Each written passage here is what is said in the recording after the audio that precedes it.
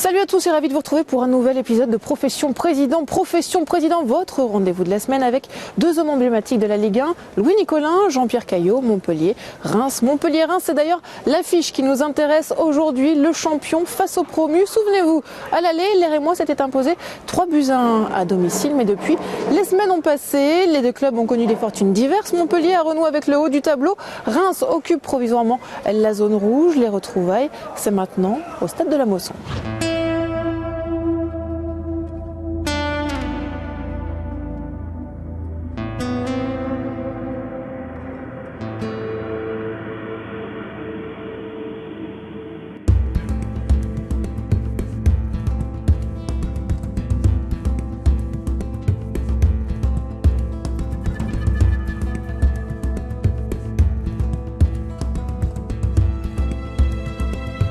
Souffrance abominable. On est bien loin que du bonheur. Ça devrait être que du bonheur et c'est dur.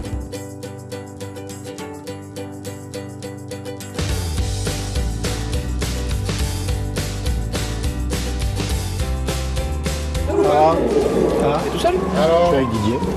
Ça va pas le coup. Pas trop. Ça va, t'es tranquille, non? Non. Toi, tu restes là? Ouais. Bonjour, Bonjour, monsieur Mehdi. vous allez bien? Impec. Ouais. Ma santé est bonne.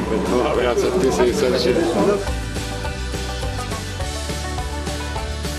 On est amis avant et après. Dépendant. Fais-moi, pendant, nous. Pendant, il aime pas.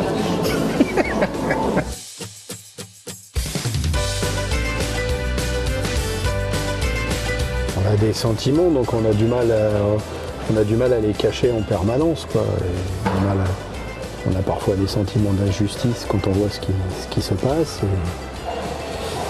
Et pourtant, il faut trouver la force de faire qu'on doit y croire. Bon, un entraîneur détendu, hein. Rien que de voir la pelouse, ça m'a déteint. Vous n'êtes pas gâtés pour jouer au football là-dessus. C'est ce qu'elle m'a dit. Cette année, elle a été bonne une fois, c'est quand elle a reçu Arsenal. Le jour où il n'a pas fallu qu'elle soit bonne. Ça va le jour, ça va bien? Ça va. Bien, allez, finalement, on va préparer. Voilà.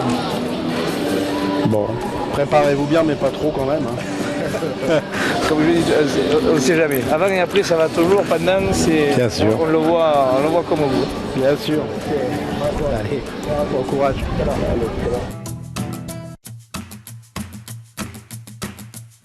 Allez, sans complexe là-dessus, sans complexe. Des chiens, des tueurs, les mecs, des tueurs. On a plus envie qu'eux, hein.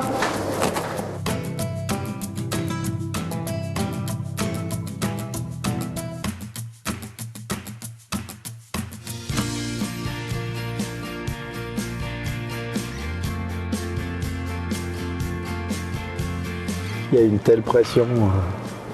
Effectivement, on devrait normalement, donc en pleine logique, on devrait sauter de joie quand on marque, mais quand on marque, on est tellement tendu en se disant qu'est-ce qui va se passer après. Et j'ai bien fait de garder ma joie en interne, parce que quand on voit comment ça se passe après, voilà, c'est tout. C'est très compliqué à vivre. C'est dur.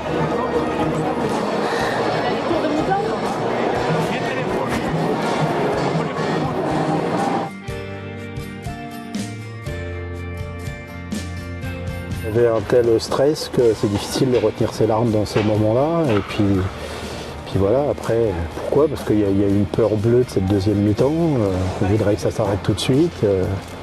D'ailleurs, un phénomène de folie, parce que quand on sait que la vie est courte et pendant les matchs de foot, quand on mène, on voudrait tellement qu'elle aille plus vite, la vie. Donc voilà, c'est déraisonnable et c'est une grande souffrance. Mais une fois qu'on a dit ça, il faut retourner au combat.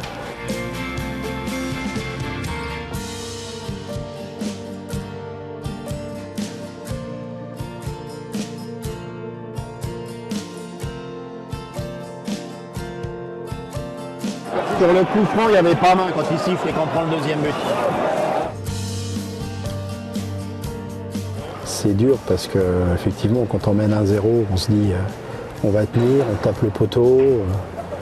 Puis voilà, la finale, la petite erreur d'arbitrage, comme toutes les semaines qui va bien, qui amène le deuxième but de Montpellier. Et puis voilà, on repart encore avec une défaite. Et on doit y croire parce que, arithmétiquement parlant, il n'y a absolument pas de catastrophe. Voilà, c'est des moments difficiles, on savait que ce serait dur, mais on n'imagine jamais un niveau de souffrance comme celui-là, parce qu'à la limite, on ne l'aborderait pas. Après, on s'étonne en étant capable justement de tenir une souffrance comme celle-là. Une fois qu'on a dit ça, il faut s'accrocher, il n'y a rien de perdu.